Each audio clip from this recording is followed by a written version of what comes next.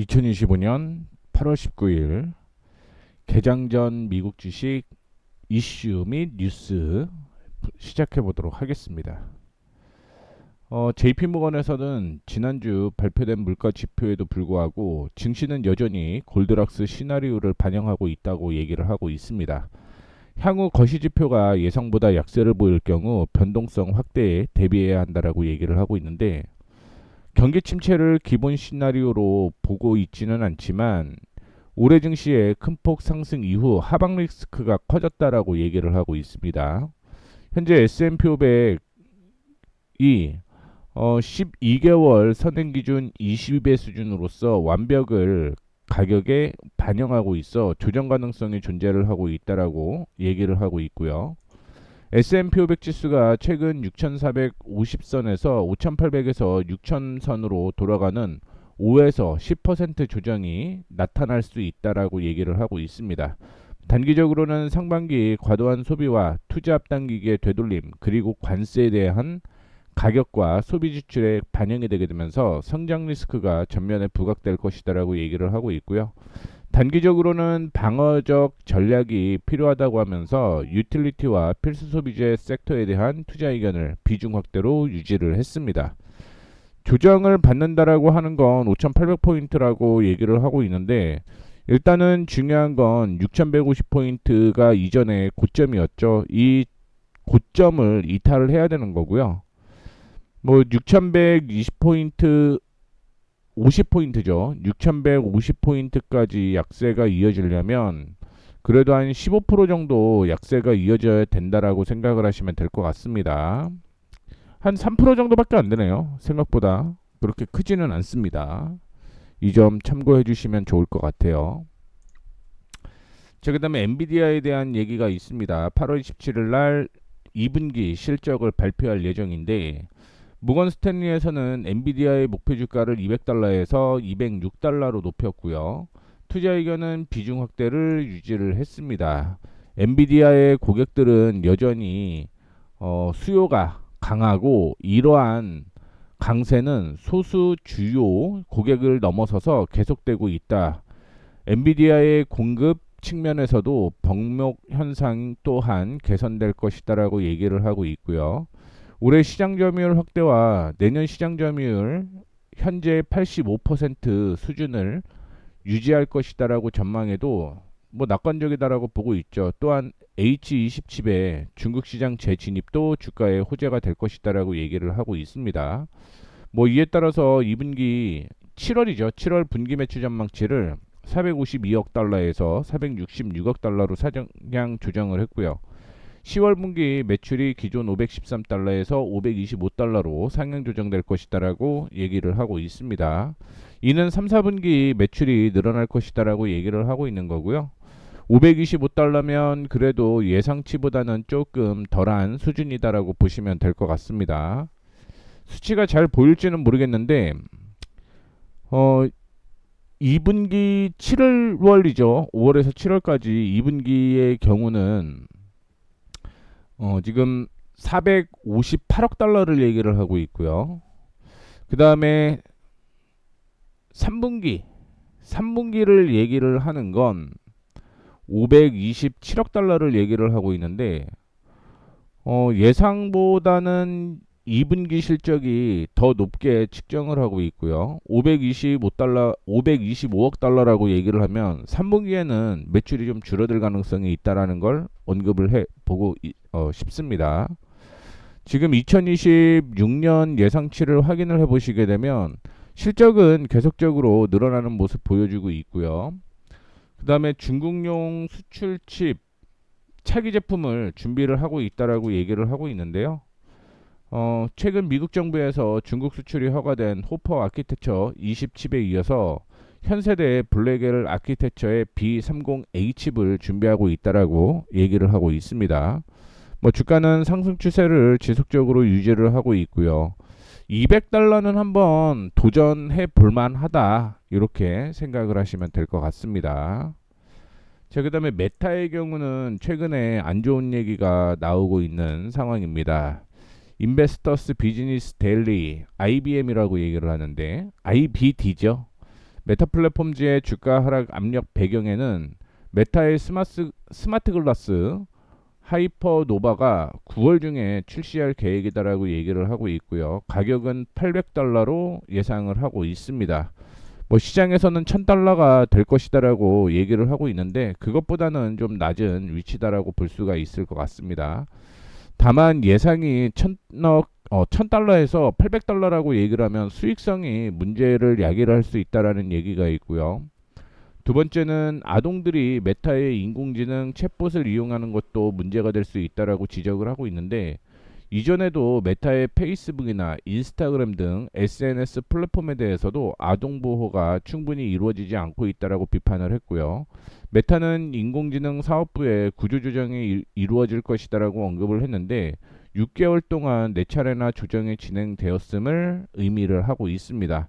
하지만 이게 인공지능 전략에 대한 불확실성 요인이 된다라고 얘기를 하고 있죠. 3분기 실적, 2분기까지는 긍정적인 실적이 나왔는데 3분기에는 좀 줄어들 가능성이 있다라는 걸 참고를 해주시면 좋을 것 같고요. 4분기에는 다시 턴 어라운드가 예상이 되고 있다라는 것도 볼 수가 있을 것 같습니다. 그렇다라고 하면 지금 $764 부근인데 $700까지는 조정 가능성 저는 있다라고 보고 있으니까 이 점 참고해 주시면 좋을 것 같습니다. 실적이 안 좋으면 주가는 좀 조정을 받을 수밖에 없죠. 그렇기 때문에 $700에서 $690까지 조정이 이루어지게 되면 그 다음에는 4분기 실적이 기대가 되고 있기 때문에 한 단계 레벨업 될 가능성이 있다라는 것도 기억을 해주시면 좋을 것 같습니다. 다음으로는 드러켄밀러가 테바 파마슈티컬 인더스트리와 인스메드에 대한 비중을 7%, 65% 높였다라고 얘기를 하고 있는데 이 종목들의 실적을 한번 찾아보도록 하겠습니다. 테바 먼저 체크를 좀 해드리자면 이전에 저항 부근까지 올라온 모습을 보여주고 있습니다. 여기에서 한 번 더 뛰어넘어야지 이전 고점이었던 $22까지는 올라갈 가능성이 있다라고 보고 있는데 지금 실적이 나오는 게 2022년부터 실적이 나오죠. 그래서 이전 실적이 어떻게 되는지를 파악을 해보지는 못하고 있습니다. 다만 실적을 확인을 해보게 되면 2025년에는 흑자 전환이 될 것으로 예상을 하고 있습니다. 순이익 기준이고요. 3, 4분기 실적이 긍정적으로 나타나고 있는 상황이니만큼 주가 상승 여력 충분히 있다라고 보고 있고요. 저도 중요한 건 지금 $18죠. $18에서 $18.3 부근을 돌파를 하게 되면 단기적으로는 $22까지 한 번 더 레벨업 될 가능성이 있다라고 보고 있고 뭐 실적에 따라 다르기는 하겠지만 실적이 안 나와서 지금은 이전 고점까지만 지켜보자라는 말씀 드리도록 하겠습니다. 그 다음에 인스메드 한번 확인해 볼게요. 인스메드는 주가가 굉장히 많이 올라갔네요. 작년부터 $20에서 $128까지 상승을 하는 모습이었고요. 그렇다라고 한다면 그만큼 실적이 반영이 돼야 되는데 적자는 지속이 될 가능성이 높습니다. 다만 내년에도 적자가 이어질 가능성이 있다라고 보고 있는데 주가 상승이 너무 큰 게 아닌가 이런 생각을 해볼 수가 있을 것 같아요. 적자가 커지고 있거든요. 저는 인스메드는 개인적으로는 실적과 주가로 보면 크게 좋지는 않겠다라고 생각을 하고 있습니다. 그 외에도 임상 유전자 검사회사 나테라가 여전히 드러켄밀러의 최선호주라고 얘기를 하고 있는데 지난 2분기 말 기준으로 나테라 주식이 $5억 웃돌았다라고 얘기를 하고 있고요. 나테라 체크를 한번 해보도록 하겠습니다. 적자가 지속이 되고 있는데 주가는 계속 올라왔죠. 다만 2022년 대비해서 주가가 실적이 좀 줄어들었다가 2024년에 피크 찍고 피크라고 얘기를 하는 건 적자임에도 불구하고 손실이 최저였다라는 얘기고요.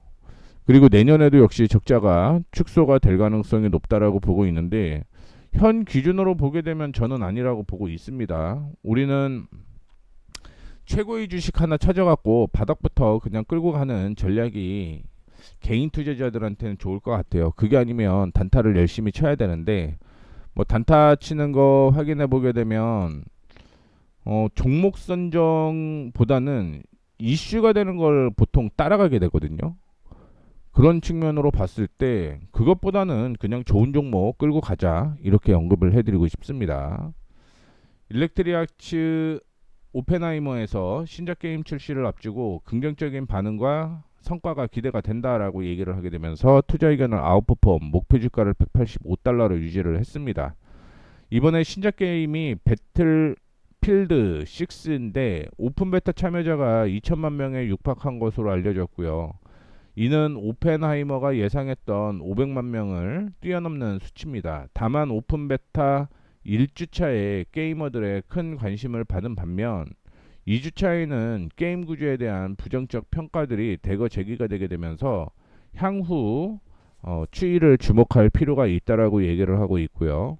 현재 부정적 평가로는 주로 러쉬 모드에 집중되어 있기 때문에 배틀필드 6의 출시 이후 판매량은 기대를 할 수 있을 것이다라고 얘기를 하고 있습니다. 최근에 이슈가 되었던 유나이티드 헬스케어 뱅크 오브 아메리카에서는 버핏을 따라가기에는 부담스럽다라는 얘기를 하고 있습니다. 결론적으로만 말씀을 해드리자면 워렌 버핏은 5년이든 10년이든 버틸 수 있죠. 그리고 주가를 계속 사서 더 낮출 수도 있습니다. 그런데 개인 투자자들은 5년을 기다릴 수 있을까요? 그렇지 않을 것 같다라고 얘기를 하는 거죠. 그것 때문에 리스크가 있다라고 보시면 될 것 같은데 올해 EPS 확인을 해보게 되면 더 좋아지기는 합니다. 순이익은 줄어들기는 하지만 내년부터 좋아질 것으로 예상을 하고 있고 1분기, 2분기 실적이 떨어지고요. 3, 4분기가 2분기 대비 더 떨어지는 그런 모습을 보여주고 있기 때문에 최근에 이슈는 됐습니다만 주가의 위치를 확인해 보게 되면 단기적인 저항에 걸려 있다라는 걸 우리는 확인을 해볼 수가 있을 것 같고요. 중장기로 본다라고 하면 다시 한번 600달러 부근까지는 올 가능성이 있는데 분기 실적까지 체크를 해보게 되면 내년이라는 거죠. 내년이 될 가능성이 있습니다. 이 점 참고해 주시면 좋을 것 같습니다. 자, 그 다음에 모건 스탠리에서는 원자력 발전에 대한 이슈가 있는데 종목을 한 4종목 정도 얘기를 했어요. 그 4종목 실적과 차트를 확인해 보도록 하겠습니다. 그 전에 주가 먼저 확인을 해보게 되면 주가가 거의 틀렌에너지 같은 경우는 굉장히 높네요. 그 다음에 비스트라 확인해 보시게 되면 비스트라도 주가는 굉장히 높은 수준이라고 볼 수 있을 것 같고 버노바 역시 주가가 굉장히 높은 상황이다라고 볼 수가 있을 것 같습니다. 퍼블릭 서비스 엔터프라이즈 그룹에 대한 이슈를 확인을 해보게 되면 역시 높네요. 높습니다. 실적 체크를 하지는 않았는데 주가가 이렇게 높은 건 개인 투자자들한테는 좋지는 않다라고 보고 있습니다. 물론 달리는 말이 최근에는 더 달리는 모습을 보여주고 있음에도 불구하고 이전의 실적까지 비교를 좀 해보고 싶은데 그냥 더 좋은 종목 잡으려고 노력 한번 해봤으면 좋겠습니다. 아니에요. 지금 제가 생각하는 건 아닙니다. 종목이 많기 때문에 스피드하게 차트 확인하고 차트에서 괜찮은 종목이 있으면 실적 체크하는 방법으로 진행을 해보도록 하겠습니다. 자, 사이언티픽, 코사이언티픽인데요. 제프리스가 코어 사이언티픽에 대해서 투자 의견을 매수로 유지를 했고 목표 주가를 16달러에서 22달러로 상향 조정을 했습니다. 주가가 그 이상 가지는 않는 모습이고요. 그러면 실적 체크를 해보게 되면 실적은 올해 흑자 전환됩니다. 그런데 내년이 순이익이 큰 폭으로 떨어지네요. 3분기, 4분기 적자 지속이 되고 있고 1분기 실적이 엄청나게 좋았다라는 거 체크를 해보시면 될 것 같습니다. 지금은 주가 상승을 하게 되면 18달러까지는 상승 여력이 있다라고 생각을 하시면 될 것 같고요. 지금 목표 주가를 16달러에서 22달러로 상향 조정을 한 거는 코어이브의 합병을 반영한 것이다라고 보시면 될 것 같습니다. 코어 위브까지 확인을 해보게 되면 코어 위브는 최근에 지지가 나오다가 지지 이탈을 했네요. 지지 이탈을 했고 지지선 부근에 지금 멈춰 있습니다. 실적이 나올지 모르겠네. 실적이 나오면 저는 나쁘지는 않다라고 보고 있습니다. 다만 단기 매매보다는 뭐 중기 정도 매매가 가능할 것이다라고 보고는 있는데 실적은 좋지는 않네요. 자, 그다음에 비트마인 이머전 테크놀로지 체크를 해보게 되면 상장 후에 큰 폭으로 조정을 받았다가 지금 약세가 이어지고 있는 모습이고요. 실적 체크를 해보게 되면 뭐 내년에 예상치가 나오지는 않습니다. 비트코인 관련에 따라서 주가의 변동폭이 있을 가능성이 높다라고 생각을 하시면 될 것 같고요. 알파벳사나 구글과 카이로스 파워 얘기를 하고 있는데 카이로스는 30년까지 테네시 밸리 전력망에 연결된 첨단 원자력 발전소 배치 계획을 가지고 있습니다. 카이로스가 개발한 에르메스2 원자로는 36,000 가구에 전력을 공급할 수 있는 50기가와트의 전력을 공급할 것이다라고 얘기를 하고 있고요. 마이크로소프트는 이번에도 역시 비트코인 430개를 신규 매수를 했습니다. 매크로일이라고 종목이 하나가 있는데 도이치방크에서 얘기를 했는데 차트가 나오지는 않더라고요. 차트가 나오지는 않는다는 거 확인해 볼 수가 있을 것 같은데 주가는 확인을 해볼 수가 있을 것 같습니다. 매크로일을 확인해 보게 되면 실적이 나오지는 않습니다. 다만 생성형 AI를 활용해서 학생의 학습 여정을 개인화할 수 있는 새로운 제품을 판매하기 위해 좋은 위치에 있다라고 얘기를 하고 있고요. 콘텐츠와 데이터 기반 인사이트, 개인화된 학습 경험을 제공하고 긍정적인 결과를 이끌어내는데 도움이 되는 AI를 활용할 수 있는 위치에 있다라고 얘기를 하고 있습니다. 뭐 차트가 안 나오니까 뭐 따로 얘기를 해드릴 건 없고요. 세일즈포스는 목표 주가를 유지를 했습니다. 제프리스에서 언급을 했는데요. 이런 종목 저는 좋아해요. 개인적으로. 다만 실적이 나와야 된다라는 걸 언급을 해드리고 싶은데 보시게 되면 2026년의 실적이 2025년보다 좋고요. 그 다음에 2027년 실적도 더 좋아지네요. 따라서 지금은 250달러를 돌파를 하게 되면 그때부터 본격적인 상승이 이어질 가능성이 있다라고 보고 있고 만약에 올라가지 못하고 조정을 받는다라고 한다면 225달러 부근이 매수 타이밍으로 다시 나올 가능성이 있다라는 거 참고해 주시면 좋을 것 같습니다. 실적과 주가의 흐름을 보게 되면 이전 고점이었던 360 거의 370달러까지는 올라가야 되겠죠. 그러면 지금 대비 한 50% 정도 수익이 날 수 있는 위치에 있다라고 보시면 될 것 같고요.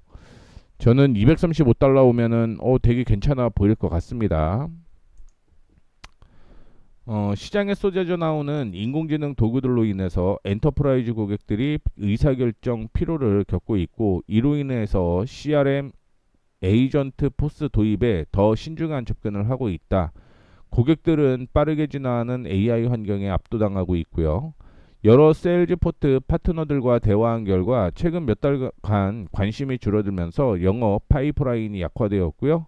이로 인해 파트너사들의 2025년 세일즈 관련 비즈니스 목표가 위태로워지고 있다라고 얘기를 하고 있습니다.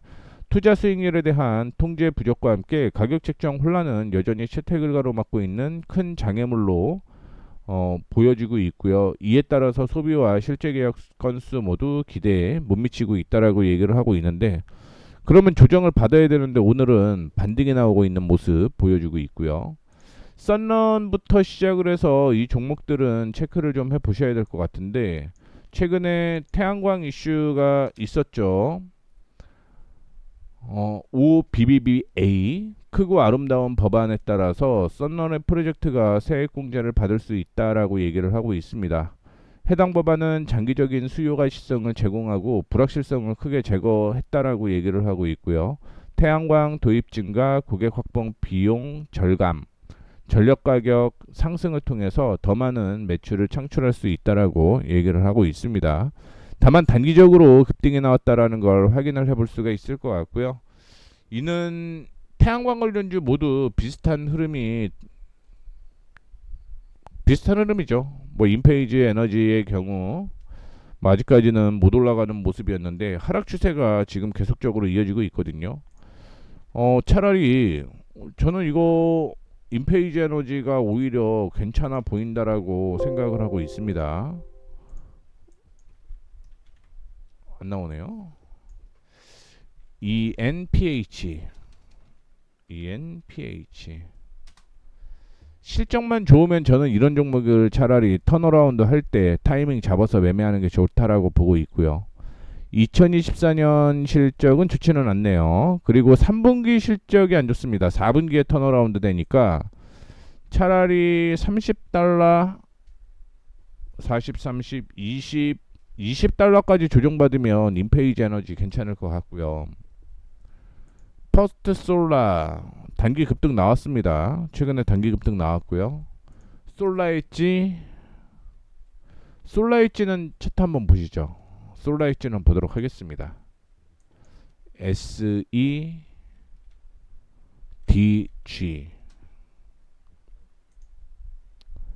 차트가 돌아서고 있죠. 이거는 적자가 큰 폭으로 줄어들고 있습니다. 이전에 저항으로 형성되었던 가격이 32.5달러 부근인데 32.5달러를 돌파를 하게 되면 이거는 이전에 저항으로 형성되었던 가격도 뛰어넘는 거기 때문에 차라리 이때가 더 좋을 것 같아요. 그 다음에 순이익도 적자 폭이 축소가 되고 있고요. 제 기준으로는 오히려 솔라이츠 테크놀로지는 괜찮아 보입니다. 실적이 크게 흑자 전환되지 않았다라는 건 단점이긴 하지만 뭐 괜찮다라고 봐요 저는. 그래서 썬런까지 체크 다 했고요. 그 다음에 테라울프가 요즘에 이슈가 좀 되고 있죠. 투자권에 대한 얘기가 있습니다. 구글이 투자를 하고 있고요. 주가는 이전의 고점을 뛰어넘는 모습을 보여주었다가 오늘은 약세가 이어지고 있는 모습입니다. 이게 지금 빌 라일리에서는 테라울프에 대해서 투자 의견을 매수로 유지를 했고요. 목표 주가를 8달러에서 14달러까지 상향 조정을 했는데 이 테라울프의 추가적인 자금 조달 발표가 나오게 되면 단기적으로 유의미한 증가 상승 촉매제로 이용될 것이다라고 얘기를 하고 있습니다. 니덤도 역시 테라울프에 대한 목표 주가를 6달러에서 11달러로 상향 조정을 했는데 다만 지분 이석 이슈가 있다라는 것도 참고해 주시면 좋을 것 같습니다. 자, 아이홉의 회사인 다임브랜즈 많이 밀려 있네요. 확인해 보게 되면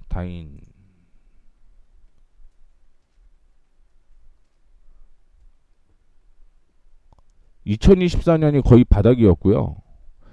2025년부터 턴 어라운드가 시작이 되고 있는데 3분기 매출액이 좀 줄어들고 있습니다. EPS는 늘어나네요.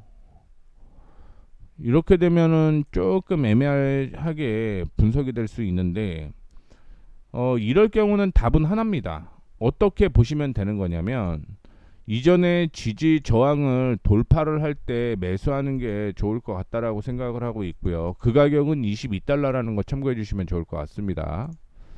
자, 그 다음에 웨드부시에서 댄 아이브스가 4종목을 신규 편입을 했다라고 얘기를 하고 있습니다. 펀드를 운영하고 있죠.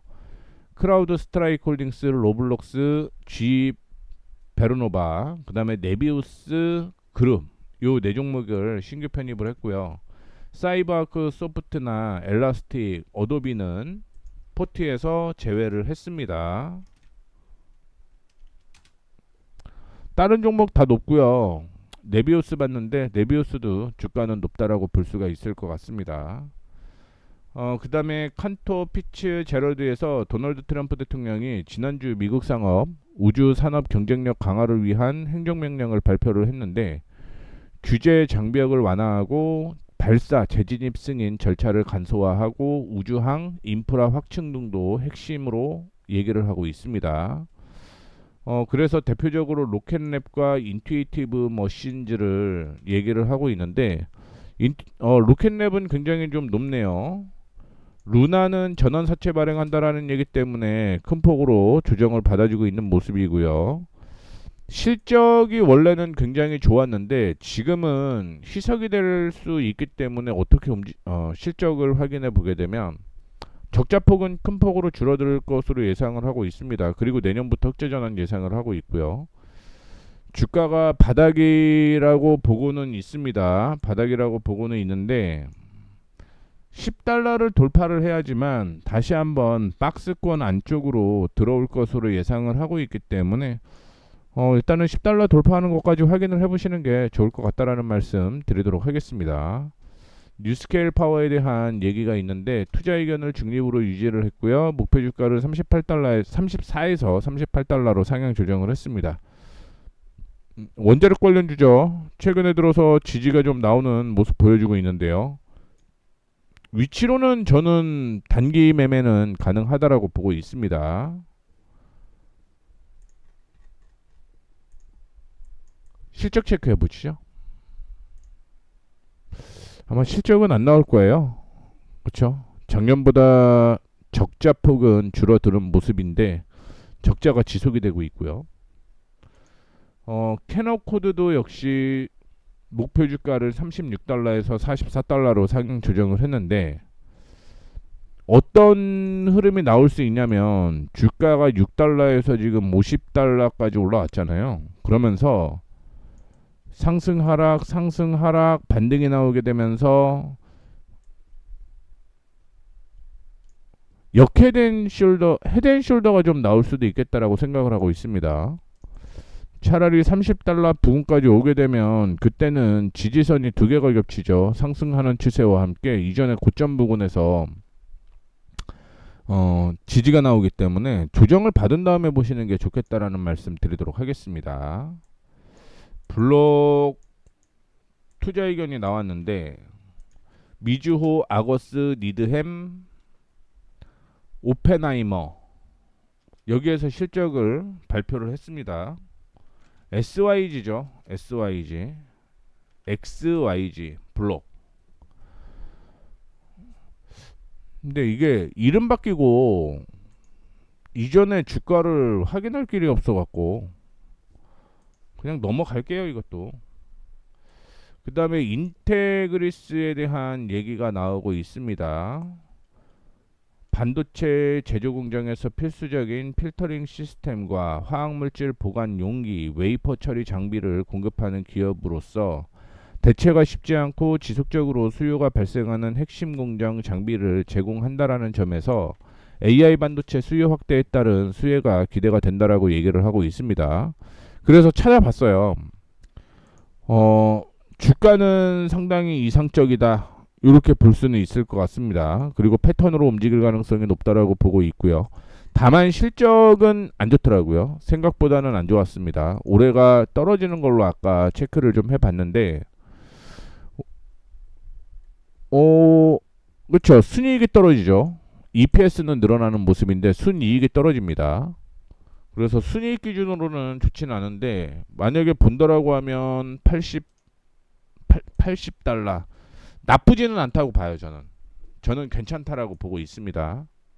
내년까지 생각을 해보게 되면 이전 고점까지 올라간다라고 보고 있고요. 이전 고점은 155달러 전후라고 생각을 하시면 될 것 같습니다. 150, 145 이 정도까지는 상승 여력이 있어요. 이전에 60달러 부근에서 반등 나오고 있기 때문에 나쁘지 않다라고 보고 있다라는 거 말씀을 해드리도록 하겠습니다. 오늘 시장이 좋지는 않네요. 오늘 시장 좋지는 않습니다. 그나마 나스닥이 소폭 상승을 하락 출발할 것 같네요. 미니 나스닥과 S&P 500 선물지수 보게 되면 둘 다 약세가 이어지고 있는 모습이고 그나마 이슈됐던 몇 종목들만 지금 상승을 하고 있다는 거 미리 말씀을 해드리도록 하겠습니다. 자, 그 다음에 퍼스트 솔라 말씀을 해드렸고요. 로블록스에 대한 얘기가 나왔는데 해지아이가 로블록스의 성장세가 강력하다라고 얘기를 하고 있습니다. 다만 최근에 이슈가 됐던 이슈가 됐던 게 있는데 뭐 아동을 보호하지 않는다 뭐 그런 얘기가 나오게 되면서 소송 이슈가 있었죠. 그것 때문에 약세가 좀 이어졌다라고 보시면 될 것 같고요. 일리알릴리도 역시 회사채를 발행을 한다라고 얘기를 하고 있습니다. 그래서 회사채를 발행을 하는 이유는 바이킹 테라피틱스를 인수를 할 것으로 예상을 하고 있다라고 얘기를 하고 있는데, 그것도 확인을 해보게 되면 바이킹 테라피틱스가 뭐 이 때문에 급등이 나왔다가 무너지는 모습이죠. 이러면은 안 한다라는 얘기가 있겠죠. 뉴스 하나가 나왔네요. 비만 치료제 개발 중인 바이오 제약사 바이킹 테라피틱스의 주가가 체중 감량 신약 임상 결과 부진하다라고 얘기를 하게 되면서 급락을 하고 있다라고 보시면 될 것 같습니다. 이거는 지금 빠르게 정리를 한번 해볼게요. 어떻게 안 좋은지. 밸런스 보도에 따르면 바이오 테라피틱스의 경구용 체중 감량 후보 물질 중간 단계 임상 실험 결과 고용량 그룹에서 13주간 12.2% 체중 감량 효과를 보였대요. 근데 위 약 그룹은 1.3%의 체중 감소를 기록을 했는데 3분의 1이 치료를 중단해서 부작용 우려가 제기가 되고 있다라는 내용이 있습니다. 이것 때문에 지금 좋지 않은 모습이네요. 뭐 이슈가 일라일릴리에 대한 이슈는 있습니다만 지금 부작용 우려에 대한 우려 때문에 급락이 나오고 있다라고 생각을 하시면 될 것 같고요. 다만 다 왔네요. 다 왔습니다. 다만 야수의 심장이 아니라서 베팅하기에는 상당히 무리가 있는데 단기적으로는 거의 다 왔다고 보고 있어요. 25달러 전후가 지지선이 형성이 되어 있는 가격이기 때문에 참고해 주시면 좋을 것 같고요. 앞서 일리알릴리에 대한 얘기 때문에 60달러까지 갔다가 지금 37% 하락했는데, 만약에 임상 이슈가 제대로 인수 얘기가 나오죠. M&A 이슈가 나오게 되면 25달러에서 50달러 100%한 방에 또 갈 수 있을 것이다 라고 보고 있습니다. 자, 인텔은 두 가지 이슈가 있습니다. 일단은 소프트뱅크로부터 투자 유치를 받았죠. 그런데 번스타인에서는 미국 정부가 인텔의 지분을 매입하는 형태로 투자하게 돼서 인텔이 유리하지는 않다라고 얘기를 했습니다. 칩스법에 따라서 인텔은 미국 정부로부터 109억 달러입니다. 보조금을 받을 예정인데, 뭐 미국 정부가 인텔에 직접 투자를 하게 되면 해당 지원금은 미국 정부가 인텔 지분 10%를 매입하는 걸로 대체가 될 것입니다. 그러니까 보조금을 받아야 되는데 그 보조금이 아니라 지분을 지금 미국 쪽 정부에 10%를 준다라는 얘기인 거죠. 그 돈을 주면서 10% 지분을 가져온다라는 얘기인 거죠. 그 얘기가 있다라는 거 참고해 주시면 좋을 것 같습니다. 최근에 이슈가 좀 많이 됐었는데 그래도 오늘 5% 상승을 하고 있네요. 오늘 5% 상승을 하고 있고요. 26.5달러까지는 상승 여력이 있다라고 보고 있습니다. 뭐 이전에 박스권으로 움직일 거 알고 보고 있었는데, 사실 주가가 떨어지게 되면 야수의 심장처럼 사야 되는데 그게 또 쉽지가 않죠. 그렇기 때문에 워런 버핏이 대단하다라고 생각을 하는 건데, 뭐 분할로 생각을 하면은 살 수는 있었겠죠. 분할로. 지금은 저는 박스권으로 이어질 가능성 높다라고 생각을 하고 있고요. 홈디포가 실적 발표를 했습니다. 예상치보다 좋지 못한 실적을 발표를 하게 되면서 부진할 거라고 봤는데 오히려 1.85% 상승을 하고 있습니다. 지금 2025년 회계연도 매출 성장치가 2.8%로서 EPS는 지난해 대비 2% 감소할 것으로 내다봤다라고 얘기를 하고 있는데, 주가가 왜 올라가는지 이해가 안 되네요. 그 다음에 샤오펑 예상치보다 하회하는 실적을 발표를 했습니다. 다만 3분기 실적이 뭐 긍정적이다라는 얘기가 나오게 되면서 상승을 하고 있는 모습이고요. 메드트로닉도 실적 발표가 진행이 됐는데 예상치를 뛰어넘었습니다. 오히려 실적이 잘 나왔던 종목인데 약세가 이어지고 있고요. 향후 실적도 이것도 역시 뭐 긍정적으로 얘기를 했습니다만 지금 조정받는 건 그러면 엘리엇 인베스트먼트가 대주주 지분을 취득했다라고 언급을 하면서 이사진 조정 위원회 구성 등이 이루어질 것이다라는 것 때문에 약세가 이어지고 있다라고 봐야겠죠. 엘로팔토 네트워크스는 실적 발표를 했죠. 그래서 확인해 보게 되면 긍정적으로 나오면서 올라가고 있는 모습이고요. 210달러까지는 상승 여력이 있다라고 생각을 하고 있습니다. 그 다음에 넥스타 미디어 그룹이 테그나를 인수한다라고 얘기를 하고 있습니다.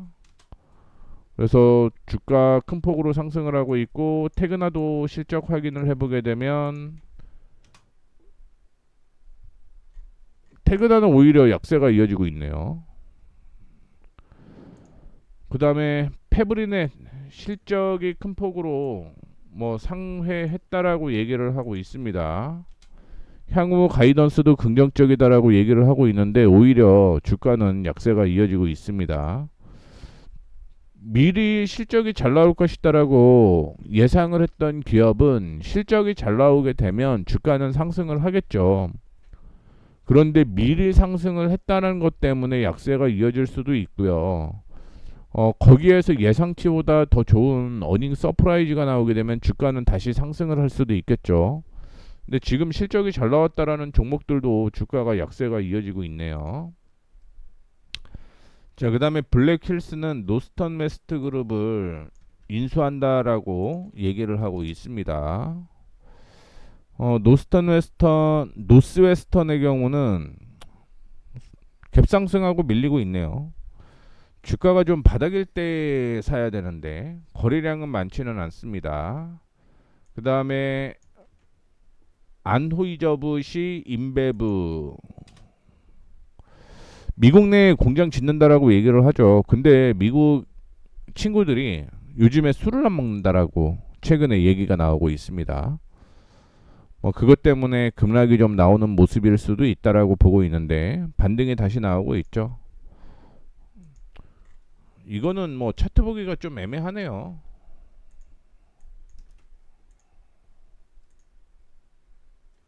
실적 확인해 보게 되면 실적은 계속 좋아지는데 3, 4분기 실적은 떨어질 것으로 예상을 하고 있습니다.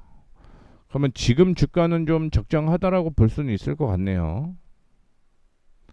이것도 지금 체크를 해보게 되면 2024년 초부터 추적을 했던 건데 뭐 이렇게 박살나니까 뭐 살 수가 없었던 거죠. 그러다가 시장 올라가게 되면서 올라갔다가 4월 달에 관세 문제 때문에 약세가 이어졌다가 주가 상승을 하고 최근에는 조정을 좀 받아주고 있다. 이렇게 보시면 될 것 같습니다. 자, 그 다음에 핀테크 기업 소파이 테크놀로지가 블록체인 기술을 적용을 한 글로벌 송급 서비스에 나서면서 암호화폐 시장에 복귀를 했다라고 얘기를 하고 있습니다. 그래서 미국 달러를 실시간으로 비트코인으로 전환해서 국경을 넘어 송금한 뒤에 수취인 국가의 통화로 즉시 환전을 해서 입금하는 방식이라고 얘기를 하네요. 좋은 것 같은데 송금 수수료 문제가 발생을 하지 않는다는 얘기인 거거든요, 결국은. 그래서 이전에 서비스가 진행이 되었었는데 6월 달에 이 서비스를 다시 한다라는 얘기가 나오고 있고요. 지금 연내 이더리움과 비트코인 매매 보관 서비스, 스테이블 코인 발행하고 스테이킹 기능, 암호화폐 담보대출 서비스 이런 걸 지금 단계적으로 시작을 하겠다라고 얘기를 하고 있습니다. 소파이 주가 되게 많이 갔네요. 되게 괜찮은 사업이라고 생각을 하는데 주가는 너무 많이 올라갔습니다. 자, 그 다음에 베스트바이 3자가 판매를 직접 입점할 수 있는 디지털 마켓플레이스를 열었다라는 얘기가 있습니다.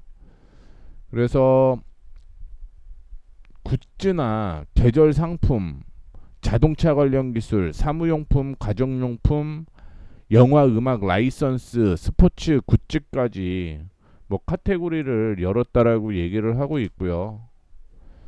뭐 이전에도 5년 동안 서비스를 진행을 하고 있다라고 얘기를 하고 있습니다. 이전에도 열었는데 접었다가 다시 시작하는 상황이죠. 베스트바이.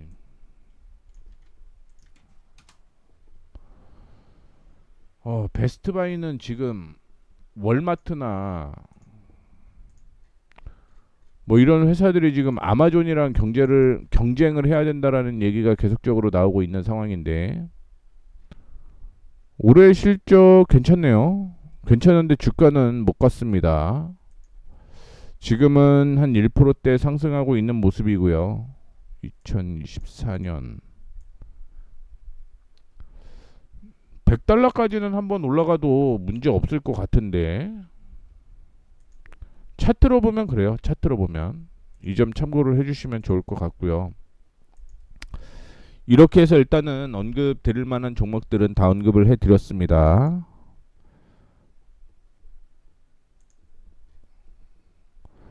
지금 시장 상황만 한번 보고 마무리할게요. M7 관련주 약세가 이어지고 있고요. 알로펠토 네트워크스는 실적 괜찮게 나왔죠. 그러면서 7% 상승을 하고 있는 거고 팔란티어가 오늘 3% 약세가 이어지고 있습니다. AMD가 약세가 이어지고 있고 인텔은 뭐 최근에 이슈가 계속 되고 있는 모습이고 AMD가 예상외로 많이 빠지고 있네요. 자, 그다음에 샤오펑 뭐 3분기 실적 긍정적이다라는 얘기 때문에 상승을 하고 있는 모습이고요. 항공, 레저, 여행, 혼조세 이어지고 있고 중국 관련주 뭐 한국 제외하고는 뭐 아시아 증시 신고가가 지속이 되고 있기 때문에 뭐 상승 여력이 있는 거죠. 자, 금융 쪽으로 보게 되면 은행 관련된 종목들, 투자금융, IB 쪽이죠. 약세가 이어지고 있는 모습이고요. 그 다음에 암호화폐 전반적으로 약세가 이어지고 있습니다. 양자암호 약세가 이어지고 있고요. 금 관련주도 약세네요. 전통에너지 쪽으로 보게 되면 뉴포트리스 에너지가 1%대 상승을 하고 있고 오클로, 뉴스케일 파워 제외하면 유틸리티 약세. 신재생에너지 리포트가 긍정적으로 나왔음에도 불구하고 약세 이어지고 있고요. 제약바이오 강보합 움직임을 보여주고 있습니다. 홈디포 실적 안 좋은데 상승을 했죠. 그러다 보니까 로우스 같이 뛰어 올라가는 모습이고요. 음식료, 담배, 혼조세, 방산 약세, 드론, UAM, 우주항공 전반적으로 약세가 이어지고 있습니다. 아직까지 왜 그런지는 확인이 되고 있지는 않습니다. 그것까지는 확인이 되고 있지는 않고요. 어떻게 됐든 오늘 나스닥 하락폭이 더 커지네요. 나스닥 종합도 역시 폭이 커지고요. 참고로 딜레이 되는 시간이 있습니다. 한 20분 정도 딜레이가 되고 있기 때문에 차라리 나스닥 선물이나 S&P 선물을 보는 게 더 좋겠다라는 말씀 드리도록 하겠고요. 양시장 조정 받아도 큰 폭으로 조정 받지는 않고 있습니다. 뭐 가량비에 옷 젖는 것도 굉장히 무섭긴 한데 차라리 크게 무너지게 되면 어떤 대응을 준비를 할 텐데 그게 아니라서요. 이렇게 해서 개장 전 뉴스 마무리하도록 하겠습니다.